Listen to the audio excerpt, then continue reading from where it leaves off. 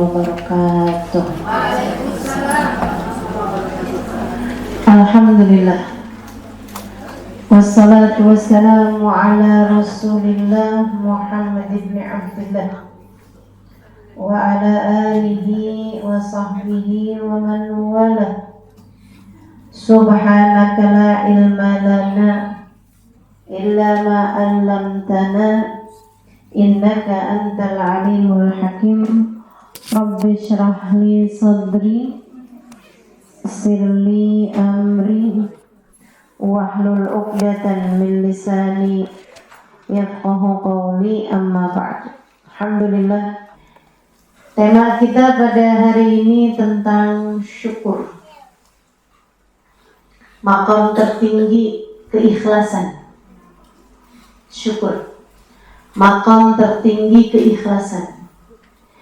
Jadi disebut ikhlas itu kalau menempati salah satu dari 4 tangga keikhlasan. Ikhlas yang pertama, mengerjakan sesuatu karena takut azab. Karena takut azab, takut neraka, takut dimurka, takut azabnya Allah SWT. Itu masih disebut ikhlas. Orang kalau yang, kenapa kamu sholat? Saya takut neraka lah. Kenapa kamu taat sama suami? Saya takut Allah murka sama saya kalau saya gak taat sama suami. Itu ikhlas. Tapi kalau misalnya, kenapa kamu taat sama suami? Biar suami gak kawin lagi. Itu gak ikhlas namanya. Itu urusan dunia aja berarti, ya kan? Hal yang seperti itu tuh musyarik bainana wa bainal kufar. Sesuatu hal yang sama antara kita sama orang yang gak beriman, itu namanya bukan lillah, namanya gak ikhlas gitu. Namanya gak ikhlas. Misalnya gitu ya, kenapa kamu sedekah? Biar rezeki saya nambah. Itu prinsip. Sedekah biar rezeki saya nambah. Bukan cuma orang Islam. Hatta orang gak percaya sama Allah, mereka juga tahu bahwa orang tuh kalau sedekah rezekinya bakal nambah. Walaupun orang gak percaya sama Nabi Muhammad, orang paham kalau udah sedekah tuh bakalannya mesti bakal dapat gantinya gitu. Jadi orang kalau misalnya, saya ikhlas kok gitu, saya sedekah biar rezeki saya banyak, nah itu namanya gak ikhlas. Belum mencapai keikhlasan. Keikhlasan itu ada 4 derajat. Keikhlasan pertama adalah orang mengerjakan sesuatu. Jadi kalau ucapan lillahi ta'ala gitu, saya ngerjain ini karena Allah SWT. Karena Allah tuh, apa maksudnya karena Allah tuh ada 4 tingkatannya. Keikhlasan atau lillahi ta'ala itu ada 4 tingkatannya. Tingkatan pertama, seorang melakukan sesuatu atau meninggalkan sesuatu karena dia takut azab. Takut neraka, takut adabnya Allah SWT. Yang kedua, mengerjakan sesuatu karena ngarep surga, ngarep pahala, gitu ya. Ngarep balasan-balasan yang sifatnya akhirat. Itu ikhlas juga, tapi bukan ikhlas yang tertinggi. Kalau kamu masih ngarepin di akhirat nanti saya akan, gitu ya. Di akhirat nanti saya berbuat ini biar di akhirat masuk surga, biar di akhirat bisa ada di Firdausul A'la, biar di akhirat saya begini. Bagus, benar, boleh, nggak apa-apa. Kalau nggak boleh, pasti nggak bakalan ditarghib sama Allah SWT. Jadi orang bilang, andai nggak karena surga neraka kamu nggak akan berbuat, ya berarti kamu nggak ikhlas. Nggak gitu juga konsepnya. Toh juga memang surga neraka itu kan juga surga tempat Allah meletakkan keridhoannya, neraka tempat Allah meletakkan kemurkaannya, sama aja. Maksudnya ujung-ujungnya kita ngerjainnya kan karena Allah, karena ngarep Allah, karena ngarep sesuatu yang dari Allah SWT. Maka itu juga namanya keikhlasan gitu ya. Cuman bukan keikhlasan yang tertinggi gitu. Keikhlasan itu ada 4 tingkatan. Itu kan yang paling bawahnya adalah mengerjakan sesuatu karena takut neraka, takut murka. Kemudian yang berikutnya ngerjain sesuatu karena ngarep surga gitu. Itu juga termasuk bagian dari keikhlasan. Kemudian di atasnya lagi ada nih ngerjain sesuatu karena cinta. Karena cinta itu juga tingkat tertinggi keikhlasan. Tingkat tinggi dari keikhlasan. Dia ngerjain karena cinta aja sama Allah SWT. Karena dia mencintai Allah. Itu yang disebut sama Rabi al-Arabiyah.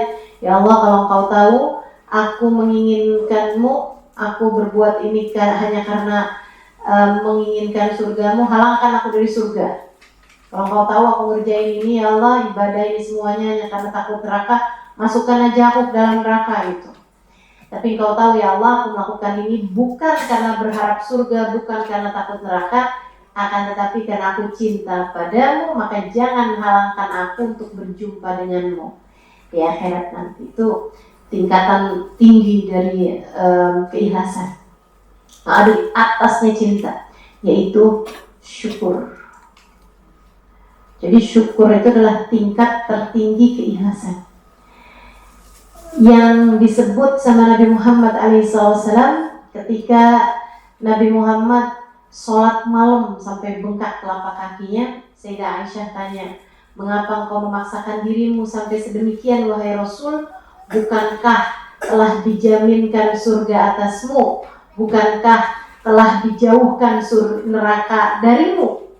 Mengapa engkau berbuat ini semuanya? Kata Nabi Muhammad, afala uhib an syakura. Bukankah aku ingin untuk menjadi seorang hamba yang pandai berterima kasih, menjadi seorang hamba yang bersyukur pada Allah SWT.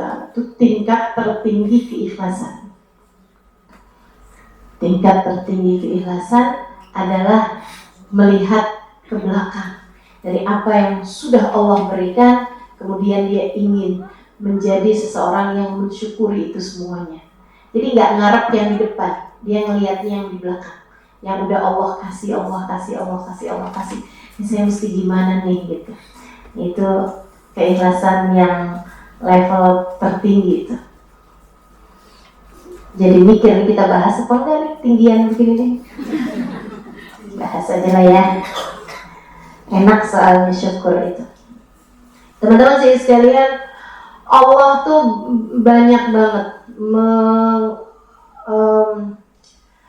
dalam ayat-ayatnya Allah SWT banyak memberikan targhib, memberikan apa semacam anjuran untuk kita bersyukur kepada Allah SWT atas nikmat yang telah Allah Subhanahu wa taala berikan kepada kita gitu.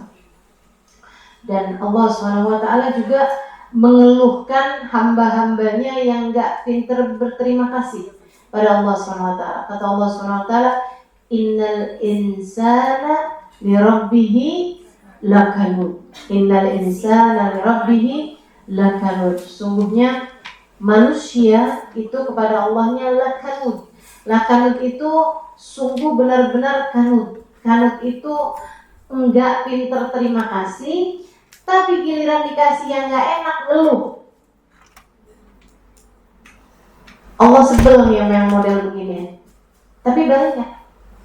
Innal insana lirabbih lakanud.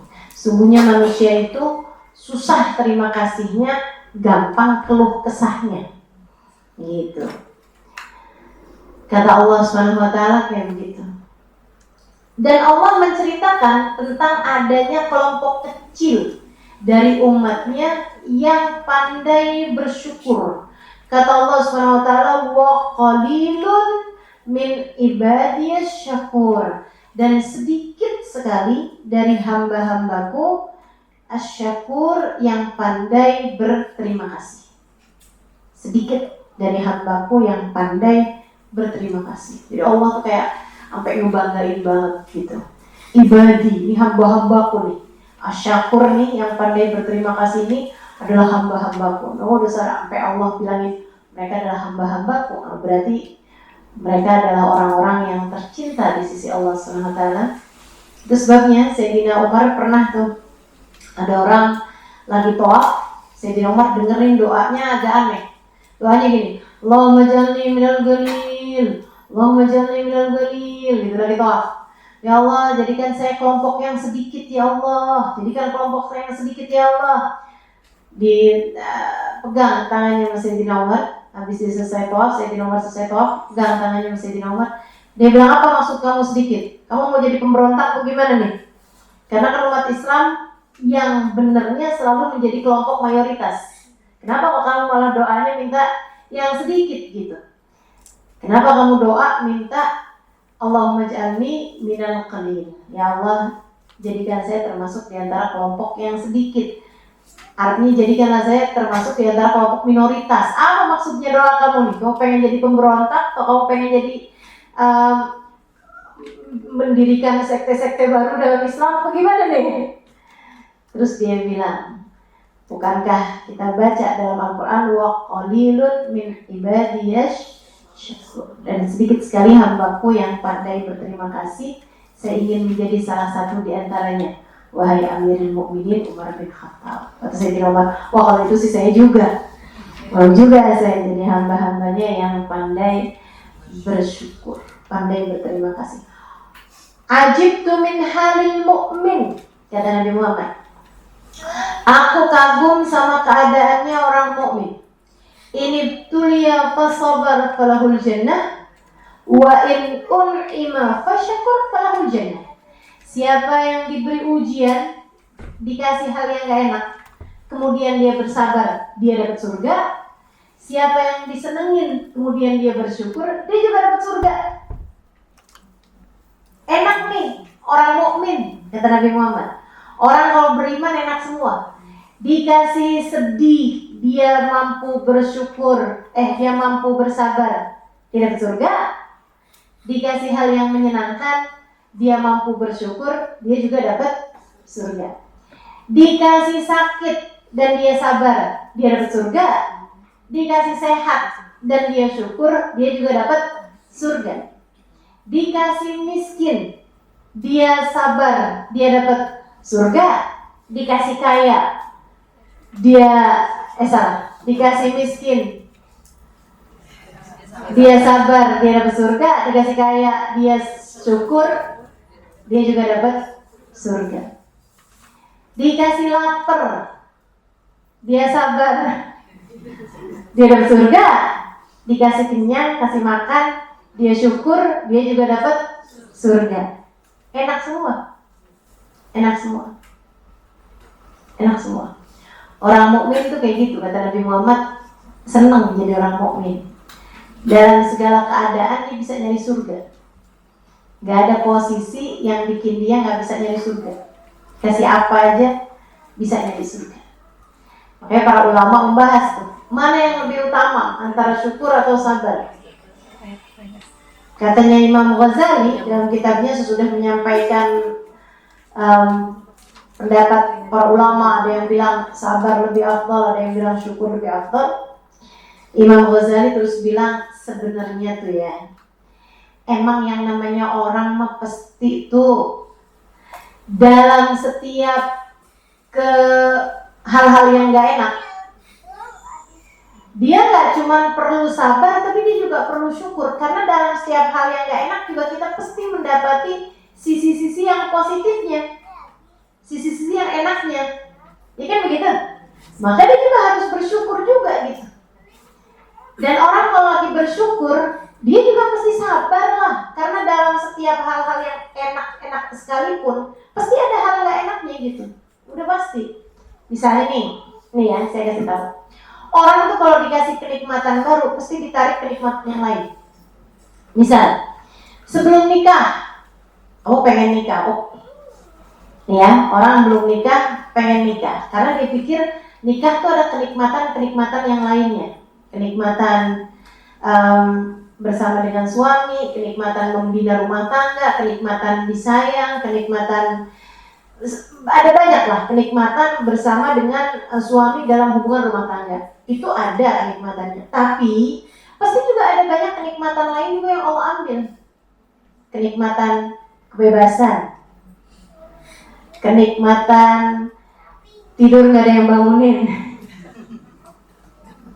kenikmatan bisa ngatur hidup sendiri, ya kan? Kayak misalnya orang punya anak, nikmat teman-teman, pasti ada banyak kenikmatannya dengan punya anak, begitu kan? Tapi ada banyak kenikmatan yang diambil karena anak. Ya kan begitu? Orang kalau belum ada anak gitu, ya jalan kemana-mana ringan aja. Tapi begitu ada anak kan, tuh kan, buntut gitu kan, nggak gampang gitu. Paling pergi bentar dok, tinggal ngeliatin jam mulu gitu kan. Udah bolak-balik kepikiran ini gimana. Bangun tidur aja udah langsung mikirin anak kemana semua nih. Apalagi kalau anaknya beberapa orang masih kecil-kecil gitu kan, udah ngambil jatah kesenangan yang sangat banyak sekali gitu. Itu udah pasti gitu. Dunia emang kayak begitu dah. Kenikmatan sejati itu ada cuma di surga. Kalau dunia, setiap nikmat pasti dikasih batasan. Dan setiap nikmat baru pasti ada diambil kenikmatan yang lainnya gitu. Kenikmatan yang sudah Allah kasih sebelumnya. Nah itu udah pasti tuh sifatnya dunia tuh kayak begitu. Ala kulli hal, orang kalau bersyukur, itu yang saya lihatin adalah orang-orang yang paling bahagia hidupnya. Karena teman-teman, saya sering sampaikan kepadamu, pada semua orang nih, hidup ini gak pernah ideal buat siapapun. Gak pernah. Hidup ini gak pernah ideal buat siapapun. Ideal maksudnya sempurna gitu. Gak pernah ada orang yang hidupnya senang terus, hidupnya enak terus, hidupnya bagus terus gitu. Gak ada ceritanya. Hidup gak ideal bahkan buat Nabi Muhammad. Nabinya ideal, nabinya sempurna, akhlaknya sempurna, kepribadiannya sempurna, ibadahnya sempurna, wajahnya sempurna, semuanya sempurna. Tapi dunia buat Nabi Muhammad jauh dari kata-kata ideal. Gimana mau bisa kita bilang ideal dunianya Nabi Muhammad? Lahir udah gak punya bapak, baru setahun 2 tahun bersama ibundanya meninggal. Ikut kakeknya meninggal 2 tahun aja. Habis itu tinggal dalam kemiskinan bersama dengan keluarga pamannya Abu Thalib. Pamannya punya anak lebih dari 10 orang. Itu kalau pamannya bawa makanan, mereka rebutan makanan ke Nabi, gak pernah kebagian. Teman-teman saya sekalian, di usia 11 tahun, 10 tahun Nabi Muhammad harus mikir untuk bisa mengurangi beban keluarga. Dia harus bekerja menggembalakan kambing. Ideal macam apa? Gak ideal sama sekali. Di usia segitu mikirin gimana keluarga pamannya bisa makan, teman-teman. Umur 10 tahun, 11 tahun Nabi Muhammad menggembala kambing. Udah gak punya bapak, gak punya ibu, gak punya saudara. Ideal macam apa Nabi Muhammad? Bahkan sesudah Allah anugerahkan Islam kepada beliau pun juga hidup Nabi Muhammad tidak ideal. Dunia bagi Nabi Muhammad gak ideal. Nabi meninggal dunia di usia 63 tahun. Gak terlalu tua. Saya baru tahu juga ternyata 63 tahun tuh gak terlalu tua. Dan itu umur Arab. Per 30 tahun beda 1 tahun. Artinya Nabi Muhammad 63 tahun. Umur pakai kalender Islam tuh, artinya kalau pakai kalender Januari Februari 61 tahun. Karena per 30 tahun itu umur Nabi Muhammad selisih 1 tahun. Jadi Nabi Muhammad meninggal dunia di usia 61 tahun. Teman-teman, dengan kalender Masehi. Tua apa enggak tua? Enggak tua sama sekali. Segitunya Nabi Muhammad sudah menguburkan istrinya Khadijah.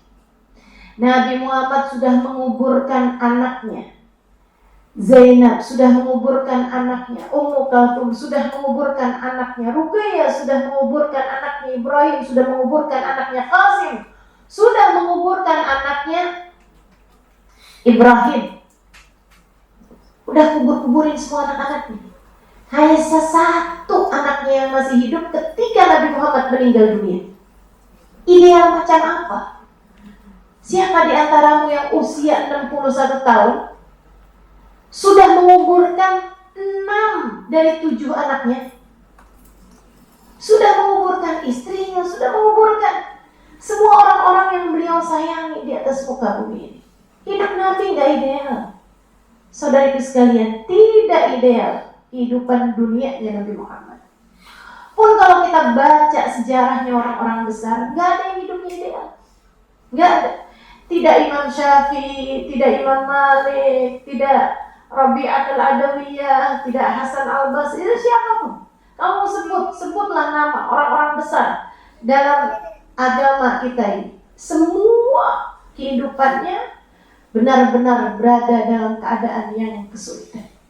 Imam Ahmad bin Hanbal itu usianya 14 tahun lebih muda daripada Imam Syafi'i, tapi terlihat bertahun-tahun lebih tua daripada Imam Syafi'i karena mendapatkan kekejian dari pemerintah tempat beliau tinggal, hingga pernah beliau itu badannya diikat, ikatannya dipegangkan sama kuda, diikatkan ke kuda, kudanya disuruh lari.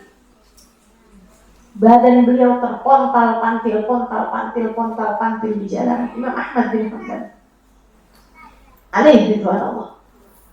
Nggak ada kehidupan dunia ini yang ideal. Nggak ada. Jadi kalau kamu mau tahu siapa orang yang hidupnya di atas muka bumi ini paling bahagia, bukan dia yang dapat ujian paling sedikit, bukan. Bukan pula dia yang kehidupannya paling sederhana gitu, bukan juga. Bukan juga dia kehidupannya paling mewah gitu, bukan.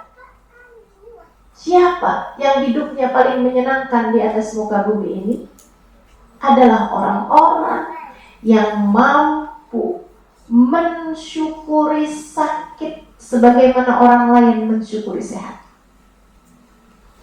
Orang-orang yang mampu menikmati lapar di saat orang lain menikmati kenyang.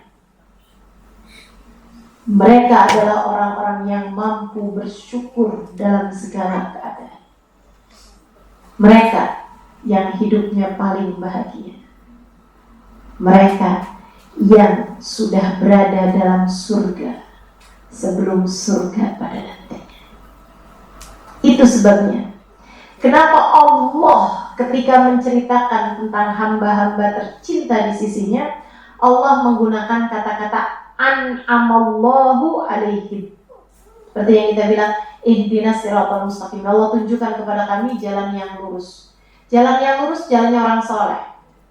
Apa kita sebut jalannya orang soleh? Siratal ladina an'amta alaihim. Orang-orang yang dikasih nikmat paling banyak ya Allah. Yang dikasih nikmat paling banyak siapa? Menurutmu teman-teman?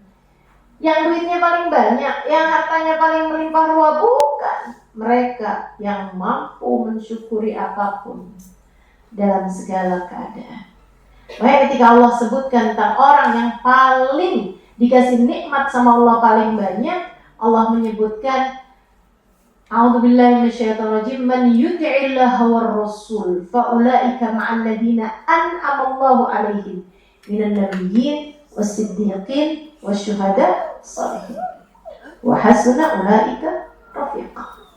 Orang yang taat pada Allah, orang yang taat pada Rasulullah, mereka akan dikumpulkan dengan orang yang dikasih nikmat paling banyak.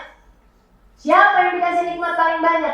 Minan nabiyyin, para nabi-nabinya Allah, siddiqin, para wali-walinya Allah, syuhada, para pejuang-pejuang di jalan Allah, para ulama, para pejuang, para syahid, solehin, orang-orang soleh. Itu yang dikasih nikmat sama Allah paling gede-gede. Kenapa? Sebab mereka mampu mensyukuri segala keadaan. Mereka melihat Allah ada pada apapun dan siapapun. Karenanya mereka mampu berterima kasih kepada apapun dan siapapun. Oke, kita bahas. Teman-teman saya sekalian, kenapa ada orang bisa bersyukur sementara ada pula orang-orang yang gampang berkeluh kesah? Itu tuh semuanya tergantung masyhad, tergantung sudut pandang. Dan ini yang menurut saya salah satu hal terindah yang diajarkan guru saya Sayyidil Habib Umar bin Hafid kepada saya dan kepada murid-murid yang lain tentu saja, pada kami para murid-murid. Takbirul masyhad,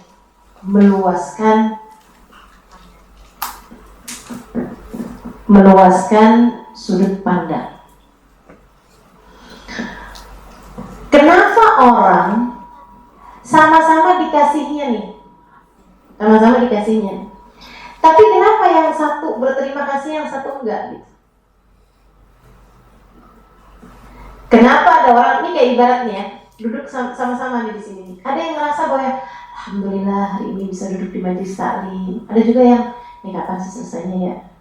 Ya saya punya banyak urusan, dia sudah lima nih ngomong lama banget tuh kayaknya nih. Saya pesannya nih kayak misal gitu.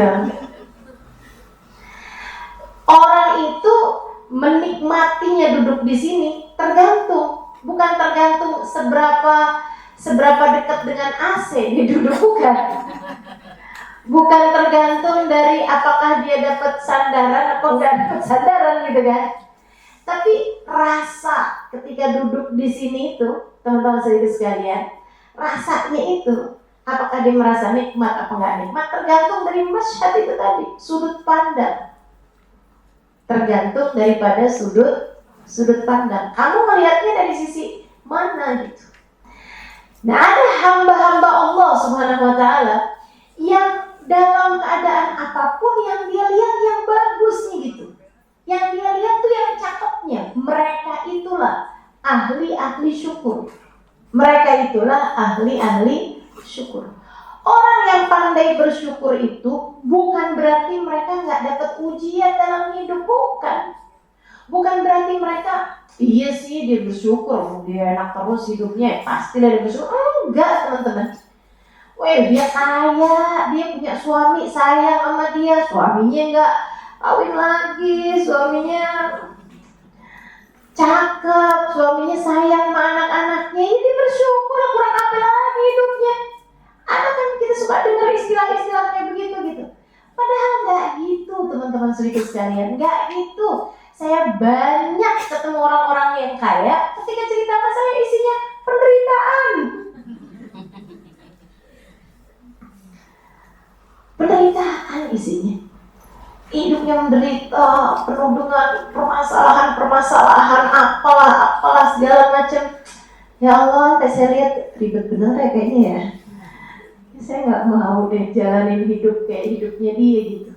Sehingga sekalian, karena memang masalahnya bukan pada hal-hal yang kayak begituan. Bahagia, seneng, itu kan sesuatu yang di sini nih tempatnya. Dalam hati kita sendiri, ya kan?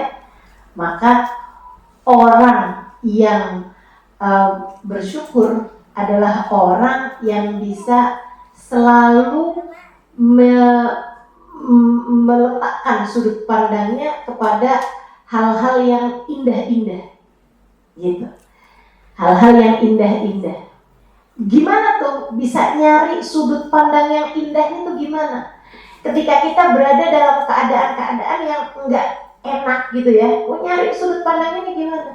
Sehingga sekalian yang saya muliakan, barangkali jawabannya adalah apa yang disebutkan oleh Habib Abdullah bin Husain bin Tahir, wa kullu fi'lik jamil.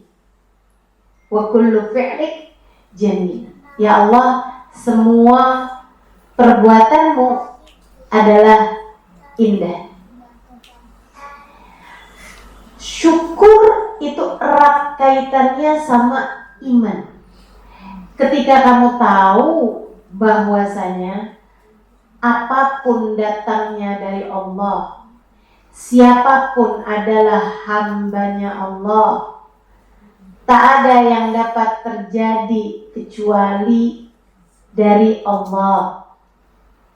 Kemudian kamu cinta kepada Allah, maka yang dari yang kita cinta semuanya indah. Kamu cinta sama anak kamu cubit pipi kamu aja kamu senang. Anak kamu pukul kamu, anak umur 1 tahun, umur 2 tahun gitu kan, datengin mamahnya, kemudian dicubit mamahnya, dipukul mamahnya, sakit, tapi kamu senang. Tangan kamu masukin ke giginya, kamu liatin, baru tumbuh gigi gitu. Tahu-tahu gigi kamu, tangan kamu digigitnya, sakit apa nggak sakit? Sakit. Sehingga sekalian, bayangkan kalau itu dikerjakan orang lain. Tetangga kamu gigit tangan kamu kayak gitu. Apa kira-kira ya perasaan kamu? Tapi ketika yang mengerjakan itu adalah anak kamu, belahan hati kamu, jantung hati kamu, digigit aja kamu kesenangan. Saya nggak pernah lihat ada ibu-ibu digigit sama anaknya digampar. Nggak pernah lihat saya. Yang ada malah kamu merasa lucu aja gitu, seneng aja kamu. Kenapa gitu? Karena yang melakukan itu adalah orang yang kamu sayang sama dia, kamu cinta sama dia, dan kamu tahu dia pun juga mengerjakan itu bukan karena benci, tapi karena cinta. Ketika suami kamu melemparkan bantal kepadamu, yang nggak panci juga ya, nggak piring juga, bantal gitu kayak lagi seneng, kemudian dia bantal, apa sih kamu gitu, kamu sakit misalnya gitu, tapi kamu seneng aja, pergi pengantin baru gitu kan, cubitin sama sangannya, suaminya, pegang-pegang hidungnya gitu. Suami itu banyak, kalau masih pengantin baru tuh, kita tidur di tangannya berjam-jam, dia nggak kenapa-napa. Cobain 10 tahun kawin, cobain. Teman-teman sekalian, kullu fi'lin jamil, perlakuan dari orang yang kita cinta itu beda kita nerimanya. Nah, ada kekasih Allah, hamba-hamba tercinta di sisi Allah. Mereka melihat wa kullu fi'lin jamil. Ya Allah, semua yang darimu selalu indah. Semua yang darimu selalu indah. Dan yang lihat, bahkan angin tak dapat bertiup kecuali dengan izinnya. Bahkan hujan tak dapat turun kecuali dengan izinnya. Dia yang menentukan semuanya, kapan hujan, kapan terang. Maka dia lihat hujan, dia senang. Dia lihat terang, dia senang. Belum fi'lik jamil. Dia dibikin sakit, dia senang. Dia dibikin sehat, dia senang. Dikasih apa aja sama Allah, dia senang. Kenapa? Dia lihat Allah pada semuanya. Dia lihat semuanya nih yang ngasih Allah Subhanahu wa ta'ala. Makanya dia syukuri semuanya, disenengin semuanya. Disenengin semuanya. Mereka itulah orang-orang yang hidupnya paling bahagia. Mereka itulah orang-orang yang hidupnya paling bahagia. Kebayang gak sih? Kayak gimana bahagianya orang yang dikasih sakit itu dia bahagia, dikasih sehat lebih bahagia lagi, tapi dikasih sakit aja dia bahagia. Pernah ada satu orang, dia itu kena sakit yang udah berat banget sampai dikeluarin dari rumah sakit, dan dia nggak punya keluarga, nggak punya sesiapa, dia ada di jalanan di luar rumah sakit gitu ya, di luar tempatnya orang ngurusin orang sakit, di luar itu udah nggak ada lagi yang dipeduliin, nggak ada orang peduli sama dia, seorang perempuan, nggak ada yang peduli sama dia, nggak ada keluarganya nyamperin dia, nggak ada sesiapa. Ada seorang pemuda lagi lewat di situ, lewatin orang lagi sakit di jalanan yang udah ditolak bahkan sama rumah sakit. Karena rumah sakit nggak bisa bikin apa-apa lagi, jadi nggak usah menu-menuhin juga. Rumah sakit itu dia juga nggak bayar, nggak apa gitu ya. Dan taruh aja tuh di luar. Ada pemuda lewat di situ, kaget karena ketika lewat dengar si orang sakit yang udah nggak bisa ngapa-ngapain ini, dia bilang gini, alhamdulillah, alhamdulillah, alhamdulillah. Orang tuh mengucap alhamdulillah tuh kalau paham maknanya kayak lagi ngomong, makasih ya Allah, makasih ya Allah, makasih ya Allah. Dia lagi jalan, balik lagi. Dia bilang, ya hadi, ala mada tahmadin rabbak. Dia bilang, Bu, ibu makasih sama Allah dari apa, Bu?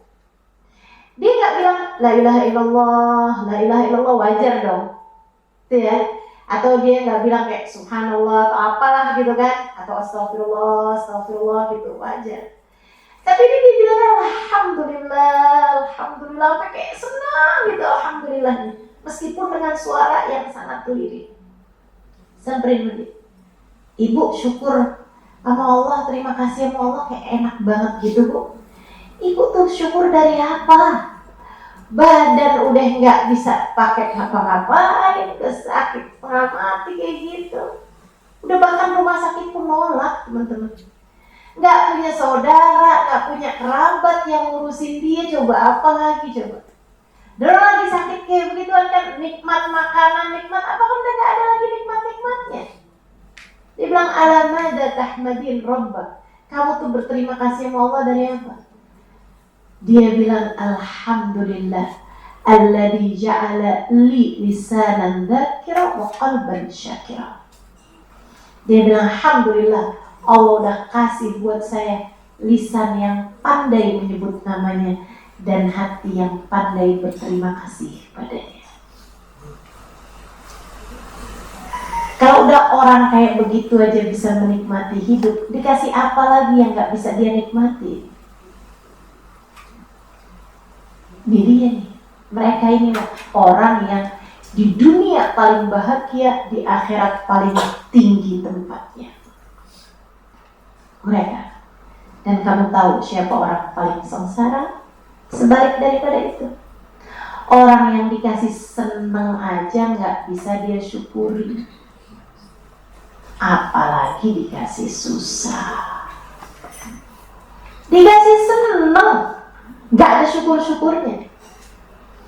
Punya segala macam, dikasih apa? Dikasih orang tua yang sayang sama dia, tetap aja yang dicari kurang-kurangnya aja. Punya sehat, punya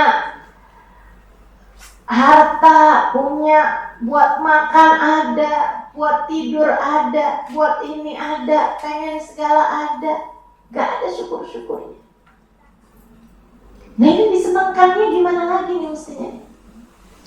Kalau saya punya suami saya akan senang. Oh gitu. Dikasih nih suami. Oh ternyata susah nih. Kalau saya udah punya anak bisa senang. Kasih anak tambah susah, tambah stres. Kalau anak saya besar-besar bisa senang. Udah besar-besar anaknya, kayaknya dulu lebih seneng deh. Kayaknya dulu waktu belum nikah lebih seneng gitu. Aduh. Pokoknya ya, saya selalu bilang, jomblo ngenes, dikawinkan jadi istri ngenes. Punya anak jadi ibu ngenes. Punya mantu, punya cucu jadi nenek ngenes. Pokoknya orang tuh tergantung dirinya sendiri sebenarnya. Perempuan yang happy, perempuan yang bahagia, dia dikawinkan jadi istri yang bahagia. Punya anak jadi ibu yang bahagia. Punya cucu jadi nenek yang bahagia. Kamu yang gimana? Yang ngenes apa yang bahagia? Jadi terus ingetin diri teman-teman, terus ingetin diri. Masalahnya bukan pada seberapa Allah kasih sama kamu, tapi seberapa kamu mampu mensyukuri yang dari Allah Subhanahu wa Ta'ala itu. Semuanya dari Allah, semuanya dari Allah. Dikasih sehat, alhamdulillah. Dikasih sehat, alhamdulillah. Dikasih sakit, kalau kita pikirin, sakit itu cara Allah buat ngapusin dosa. Sakit itu cara Allah buat bikin kamu diam-diam berpahala. Mau berpahala itu kan mesti ibadah kan, betul nggak? Mau berpahala itu mesti ibadah. Puasa, lapar, baca Quran, tahajud, ngantuk, lebih milihan tidur kan? Baca sholawat, males, iya kan? Kita ini disuruh beribadah, suruh sedekah, pelit, kan gitu. Kita disuruh berpahala itu kan semuanya berat-berat tuh kan. Tapi sama Allah dikasih sakit. Kamu tuh sambil sakit, kalau asal kamu nggak berkeluh kesah, itu sambilan sakit tuh dosa terus berguguran. Sambilan sakit tuh argo pahala kamu tuh jalan terus, teman-teman. Itu. Makanya kalau kamu lagi dibikin sakit, iya sih emang rada males ibadah, sampai sama Allah kasih sakit biar diam-diam berpahala. Jadi senang. Alhamdulillah. Apalagi kalau kita ingat sakit bikin kita ngapusin dosa. Alhamdulillah, emang sih dosanya banyak kasih sakit Pak. Alhamdulillah, makasih ya Allah, makasih. Sakitnya di dunia aja ya Allah, di akhirat gak usah lagi. Makasih ya Allah, makasih ya Allah. Itu namanya sudut pandang buat ngelihat Allah ada pada segala. Apalagi kalau kamu mikir begini, semua orang hambanya Allah. Meskipun mereka berbuat sesuatu, pada akhirnya tak ada yang terjadi kecuali yang telah ditetapkan Allah. Ya, meskipun mereka berbuat sesuatu, pada akhirnya tak ada yang terjadi kecuali yang telah ditetapkan Allah. Sehingga sekalian yang saya muliakan, semuanya dari Allah SWT, termasuk semua orang ini kan hambanya Allah. Kalau ada orang bikin baik sama kamu, alhamdulillah, emang sepatutnya kamu syukuri. Nggak usah kamu cari-cari hal-hal yang bikin kamu jadi curiga nih, kayaknya jangan-jangan dia bikin baik, ini mau buat begini biar begini. Itu jadi urusan antara dia sama Allah lah, kamu terima aja. Kalau ada orang bikin baik, maksudnya ada orang ngasih sesuatu, ada orang memberikan perhatian, sayangin, ini itu, alhamdulillah, nggak usah kamu curigain. Kan gitu ya? Ini susah banget hidup kamu nih kalau ada orang yang baik kamu curigain, ada orang yang jahat kamu lebih jahat lagi kepada dia. Kapan kamu mau baiknya gitu? Cara mikirnya gini, kalau ada orang bikin baik, kalau ada orang berbuat baik sama kita, alhamdulillah, alhamdulillah. Pembelajaran dari Allah sambil mikir, ya Allah nih kalau ngelihat diri sendiri nih nggak pantas banget orang buat baik segitunya sama saya. Makasih ya Allah telah kau tutupi aib-aibku di antara hamba-hambamu. Kalau orang tahu dosa kita kayak apa, kalau orang tahu hati kita ini kayak gimana, mungkin gak ada orang mau buat baik sama kita, betul gak? Kata Bapak alhamdulillah dosa gak ada baunya. Kalau dosa ada baunya nih gak ada orang mau duduk sebelah kita. Segitunya mau bawa bahagia. Ya, segitunya mau bawa bahagia yang kita tahu gak ngerjain dosa-dosa gitu. Itu kayaknya lebih pantas buat saya. Alhamdulillah ada orang baik, alhamdulillah Allah telah menutupi aib-aib kita di antara hamba-hambanya, hingga ada orang yang mau berbuat baik pada. Jadi teman-teman sekalian, kita kalau melihatnya kayak gini enak banget nih. Jadi kalau ada orang buat baik sama kita, alhamdulillah, alhamdulillah, makasih ya Allah. Engkau telah menutupi aib-aibku di antara hamba-hambamu sampai kau gerakkan orang buat berbuat baik padaku. Andai saja kau buka-buka aib-aibku, dosa-dosaku, hatiku yang belum benar, mungkin gak ada orang mau berbuat baik segitunya padaku. Kalau ada orang bikin salah, bikin gak enak sama kita mikirnya gini nih teman-teman. Ya Allah, ini nih kayak cermin banget sih. Betapa pantasnya nih saya diperlakukan kayak begini.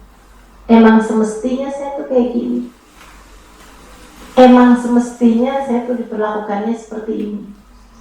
Biar kita gak terlalu ngarep seneng di dunia, biar kita kangen sama surga.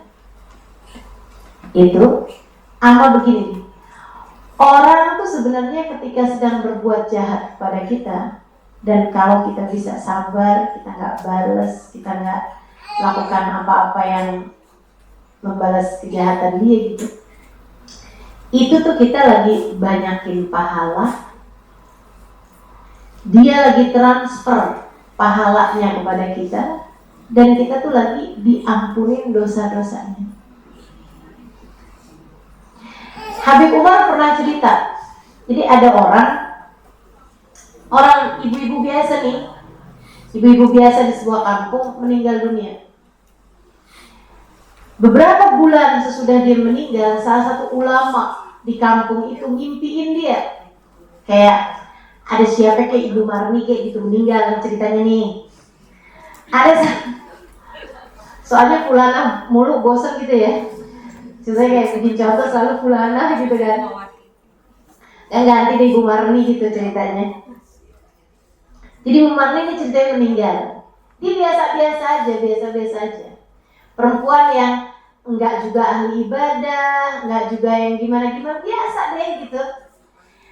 Dia meninggal nih teman-teman. Beberapa bulan sesudahnya ulama di kampung itu ngimpiin Bu Marni ini dalam kubur kaya raya, konglomerat. Dan seneng banget gitu. Mukanya bercahaya, pokoknya hidupannya enak banget dalam kuburnya gitu. Jadilah dia nanya gitu kan, Bu, hebat banget nih Bu, nih punya amal ibadah apa yang sampai bikin Ibu jadi kayak begini dalam alam kubur, kayak enak banget gini keadaannya. Dia bilang, Ustaz, jangan husnudzon Ustaz, saya memang biasa-biasa aja. Iya, setahu saya juga gitu, Ibu biasa-biasa, bukan orang yang misalnya hafal Quran kah, atau selalu ibadah kah, ahli puasa, ahli tadi, enggak juga gitu. Tapi kok ini dalam kubur senang banget. Dia bilang, iya Ustaz, saya memang biasa-biasa aja nih Ustaz. Makanya nih Ustaz nih, saya minta tolong Ustaz nih, tolong sampein Ustaz sama orang-orang di kampung kita Ustaz. Ibu siapa ya? Bu Ati, Bu Ratna, Bu Erna, Bu.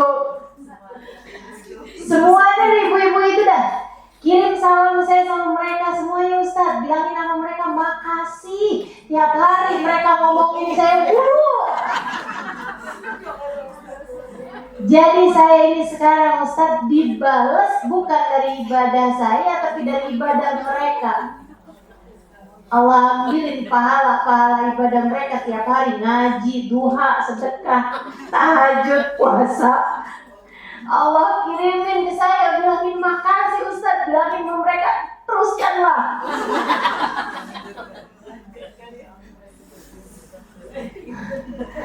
Sedekahnya terusin aja, transfer aja terusin aja buat saya. Kalau kita tahu bahwa orang itu ketika berbuat jahat sama kita sebenarnya lagi ngirimin pahala buat kita, kayaknya daripada kita marah-marah, daripada kita sakit hati, daripada kita baper, mendingan terima kasih deh. Mendingan syukur gitu. Alhamdulillah gitu. Alhamdulillah. Itu tadi yang saya bilang, sedekah kita pelit, tahajud kita ngantuk, puasa kita lapar, baca Quran kita malas, ya kan? Terus ada yang transfer sama kita, gimana tuh? Makasih banget. Makasih banget. Jadi kalau bilang gitu kan, si fulan itu jelek-jelekin kamu, iya, alhamdulillah. Dia ngata-ngatain kamu, iya, alhamdulillah. Ada orang lagi ngomel-ngomel, marah-marah sama kita, alhamdulillah. Enak begitu. Pandai berterima kasih. Betul nggak? Enak kan jadi orang mukmin? Enak banget. Udah teman-teman, itu dia tuh. Mereka nih, para hamba-hamba tercinta Allah, mampu melihat bahwa semua orang adalah hambanya Allah. Tidak ada yang dapat terjadi kecuali dengan izin Allah. Dia mampu melihat Allah pada apapun dan siapapun. Makanya dia selalu bisa bilang wa kullu fi'lik jamil. Apapun yang kau kerjakan ya Allah, semuanya indah. Semuanya cakep semua. Alhamdulillah. Alhamdulillah. Alhamdulillah. Gitu. Saya banyak ketemu orang-orang yang kayak begitu di Tarim dan juga di Indonesia. Selalu mengagumkan saya orang-orang yang dengan segala keterbatasan, mereka tidak melihatnya sebagai sebuah batasan, melainkan melihatnya sebagai sebuah kesyukuran. Apaan aja disyukurin gitu, apaan aja disenengin gitu. Apapun yang dari Allah kayak indah semuanya gitu. Insyaallah. Umi saya lagi pandangan matanya udah gak bisa lihat tuh.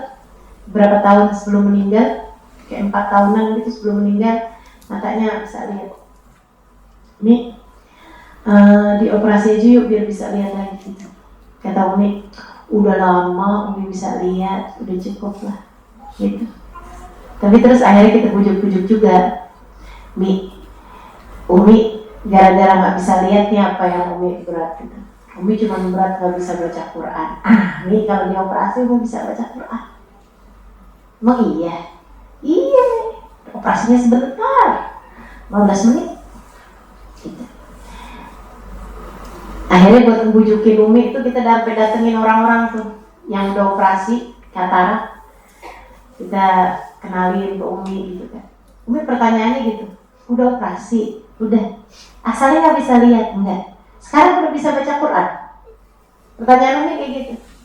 Dan semua jawabannya tuh, udah Mi, alhamdulillah Mi, bisa baca Quran lagi.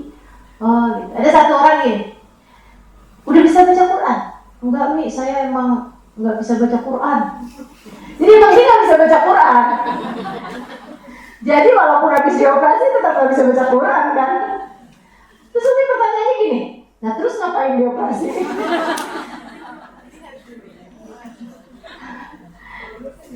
Kayak perasaan Umi saya tuh punya mata buat baca Quran gitu. Masya Allah. Tuh ada tuh orang-orang tuh yang kayak begitu tuh. Wa kullu fi'lik jamil. Dia ngeliat maksudnya yang dari Allah, kasih mata, kasih ini gitu. Kayak enak semuanya aja gitu. Saya ingat lagi zaman saya kecil, saya pernah bilang sama Umi di zaman saya muda, ya, biar gini-gini saya pernah muda juga. Terus saya bilang sama Umi saya gitu, Umi, rambut rontok. Kata Umi gini, nggak apa-apa, yang sisa kan masih banyak. Itu saya selalu ingat terus. Itu cara berpikir yang begitu itu yang kita perlu biar kita selalu bisa bersyukur. Oke, rambut rontok, tapi kan sisanya masih banyak. Iya juga, iya kan? Begitu aja tuh cara mikirnya enak. Misalnya kita lagi kehilangan apapun gitu kan, ya nggak apa-apa deh, kan masih ada ini, gitu. Lagi sakit perut, alhamdulillah cuma perut. Yang lain kepala bagus, tangan bagus, kaki bagus, semuanya bagus gitu. Itu cara berpikir semacam itu yang bisa membuat kita mudah-mudahan lebih bisa bersyukur atas nikmat yang telah Allah SWT berikan kepada kita. Terus ya teman-teman, sebenarnya nih, apa sih yang bikin kita itu gak bersyukur? Allah tuh ngasih kita segalanya loh buat kita. Segalanya. Apa yang kamu gak dikasih? Sehat kamu dikasih, makanan kamu dikasih, betul gak? Lebih daripada itu semuanya tuh, kamu pengen tidur punya tempat tidur, betul gak? Kebayang korban-korban perang yang lagi ada di mana-mana. Kita alhamdulillah gitu. Seapa-apanya tuh yang Allah kasih sama kita tuh udah enggak kehitung. Wa in ta'uddu ni'matallahi la tuhsuha. Kalau kamu hitung nikmat yang Allah berikan enggak bisa kehitung. Dari banyaknya nikmat yang Allah bagi pada kita. Di atas itu semua kita punya orang tua yang beriman, yang sholat, yang soleh, yang bisa tenadahin tangan doain kita, betul nggak?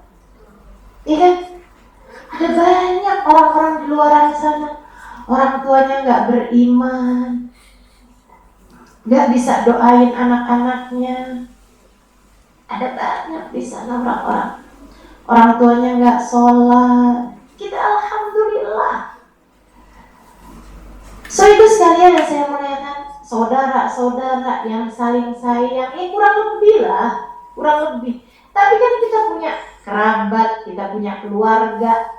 Menurut saya sih ada satu yang menjengkelkan, misal ada satu yang nggak enak lah gitu kan. Tapi sisanya yang lain banyaknya enak, betul apa enggak? Ada satu yang benci sama kita, bawaan sebel mulu sama kita gitu, kita nggak tahu. Itu kan cara Allah buat ngapusin dosa itu tadi ya kan? Betul kan? Yang alhamdulillah tadi itu kan. Lah sisanya yang lain-lain kan alhamdulillah lagi gitu. Maksudnya sama juga lebih bikin kita alhamdulillah juga gitu. Tuh, dari urusan-urusan duniawi Allah penuhin. Siapa di antara kita yang nggak bisa keluar rumah karena nggak punya baju? Pernah? Nggak pernah. Nggak pernah. Siapa di antara kita yang nggak bisa pergi majelis hanya karena nggak punya ongkos? Saya sih nggak pernah. Saya nggak tahu teman-teman. Saya rasa Allah tuh kayak nggak bikin kita sampai segitu susah nih. Siapa di antara kita yang pengen makan, lapar tapi nggak bisa makan karena emang nggak punya makanan dan nggak sanggup beli makanannya? Siapa di antara kita yang kayak gitu? Nggak ada. Allah penuhin semua. Kamu nggak usah mikirin orang lain. Saya mikirin kamu. Kamu coba ingat-ingat. Pernah nggak dalam hidup kamu kepengen banget makan tapi kamu tahan karena kamu nggak punya duit buat beli makanan dan kamu nggak punya makanannya? Pernah? Pernah? Teman-teman saudara sekalian, oke, anggap pernah misalnya gitu. Berapa dari umur kamu yang sampai segini nih, berapa kali kayak gitu? Sisanya yang lain, mana yang lebih sering? Seringan bisa makan atau seringan nggak bisa makan? Bisa makan. Hah? Seringan bisa makan apa nggak bisa makan? Bisa makan kok gitu. Jangan terus kamu habis-habisin. Allah nggak pernah bikin saya senang. Gimana ceritanya sih? Sampai segini gede loh kamu ada di atas muka bumi ini. Sampai segini tua kamu ada di atas muka bumi ini. Sehingga sekalian, belum lagi nih kalau kamu pikirin. Kamu, saya tahu, pernah berada dalam keadaan yang sangat susah, sangat gelap, sangat jatuh, sangat terpukul, sangat di bawah. Tahu saya, orang kalau udah di atas umur 20-an atau 30-an apalagi gitu, kayaknya pernah ngalamin masa-masa yang kamu rasa kayak berat banget gitu. Tapi coba kamu ingetin betapa bahkan dalam kegelapan-kegelapan seperti itu, kayak kamu ngerasa udah nyerah dah gitu, udah gak ngerti lagi mau ngapain. Ternyata Allah selalu punya jalan keluar. Allah selalu ngasih kamu solusi. Allah selalu kayak narik tangan kamu untuk bawa kamu ke tempat yang lebih baik. Bukan begitu? Iya. Gimana kamu gak syukuri? Di atas itu semua teman-teman saudara sekalian, lihat dirimu itu. Maksiat pernah? Bikin dosa pernah? Pernah? Sering. Mata kita bikin dosa, iya. Telinga kita bikin dosa, iya. Tangan kaki kita bikin dosa, iya. Hati kita apalagi langganan bikin dosa. Tapi sampai dengan sekarang Allah masih izinkan kita buat sujud kepadanya, buat sebut-sebut namanya. Teman-teman, pernah gak kamu sebel sama orang sampai gak kepengen lihat mukanya? Pernah? Pernah gak? Pernah kan? Saya pernah sebel sama orang sampai saya gak sanggup lihat mukanya. Sehingga sekalian, Allah tuh kayak gitu. Allah tuh kalau udah benci sama seseorang, sebel sama seseorang, Allah gak izinkan lagi dia untuk menghadap kepada Allah dalam sholat-sholatnya. Pernah gak kamu sebel sama orang sampai kamu gak mau sebut namanya? Pernah? Allah kayak gitu. Allah kalau benci sama seseorang, Allah kalau sebel sama seseorang, Allah gak izinkan lagi dia untuk sebut nama Allah Subhanahu wa ta'ala. Dan kita bersama dengan dosa yang gak ada habis-habisnya ini, Allah masih tetap izinkan kita buat sholat. Allah masih tetap izinkan kita buat sebut nama Allah. Allah tetap izinkan kita buat doa, manggil nama Allah, minta sama Allah SWT. Allah masih mau kita berdiri terus di pintunya. Kurang apa nikmat Allah berikan kepadamu, teman-teman? Sampai segitunya kamu gak mau terima kasih sama Allah SWT tuh. Dari apa? Kehidupan, kebutuhan udah dipenuhi terus. Kita nikmat punya orang-orang di sekeliling kita yang sayang sama kita. Kita nikmat punya keluarga, nikmat punya segala macam. Terus kemudian lebih dari semuanya nih, kita sama Allah dikasih iman, dikasih cinta. Dikasih cinta sama manusia paling agung, baginda Nabi besar Muhammad sallallahu alaihi wasallam. Andai karena cintanya kepada kita, andai tidak karena cinta Allah kepada kita, gak akan ditaruhkan rasa cinta di hati kita kepada kasihnya, baginda Nabi besar Muhammad sallallahu alaihi wasallam. Pernah gak kamu sayang banget sama anak kamu sampai kamu jagain? Jangan sampai ada orang-orang gak benar dekat sama anak kamu. Kan begitu caranya. Allah juga kayak gitu. Allah tuh cinta banget sama Nabi Muhammad. Yang dideketin sama Nabi Muhammad, yang punya rasa cinta sama Nabi Muhammad, yang rasa dicintai sama Nabi Muhammad, itu adalah orang-orang yang dianggap Allah tuh baik. Dianggap Allah tuh Allah mau ngasih nikmat sama dia gitu. Dan kita dipilihnya. Diizinkan maulidan, diizinkan ucap salam, diizinkan merasa rasa cinta kita kepada Nabi Muhammad. Itu setinggi-tinggi nikmat, teman-teman saudara sekalian, setinggi-tinggi karunia yang Allah Subhanahu wa ta'ala berikan kepada kita sekalian. Allah berikan sama kita sekalian setinggi-tinggi nikmat. Alhamdulillah, alhamdulillah, alhamdulillah. Makanya kita kalau gak bersyukur tuh karena apa? Semuanya seharusnya bikin kita terus tambah syukur, tambah syukur, tambah syukur. Gak ada yang gak enak yang Allah kasih sama kita. Gak ada yang gak enak. Itu ya, kalaupun lagi dikasih sakit, dikasih sulit, dikasih sempit gitu, itu kayak lampu lagi dimatiin aja sebentar buat ngingetin kamu nikmatnya terang. Karena kita ini modelannya yang kalau dikasih terang terus kita lupa nikmatnya terang. Sampai ketika gelap baru yang ya ampun iya ya susah ternyata ya alhamdulillah kemarin tuh terang terus gitu. Betul gak? Jadi tuh kadang-kadang Allah kasih sama kita itu dikasih sakit biar kamu menikmati nikmatnya sehat, biar kamu lebih menghargai kenikmatan-kenikmatan tersebut. Allah bagus semua, masih sama kita tuh bagus semuanya. Alhamdulillah, alhamdulillah, alhamdulillah. Mudah-mudahan kita semua pada jadi ahli syukur semuanya. Mudah-mudahan Allah jadikan kita punya lisan yang pandai bersyukur, punya hati yang pandai bersyukur. Salah satu dari ijazah yang diberikan Nabi Muhammad kepada sahabatnya Sayyidina Mu'ad bin Jabal.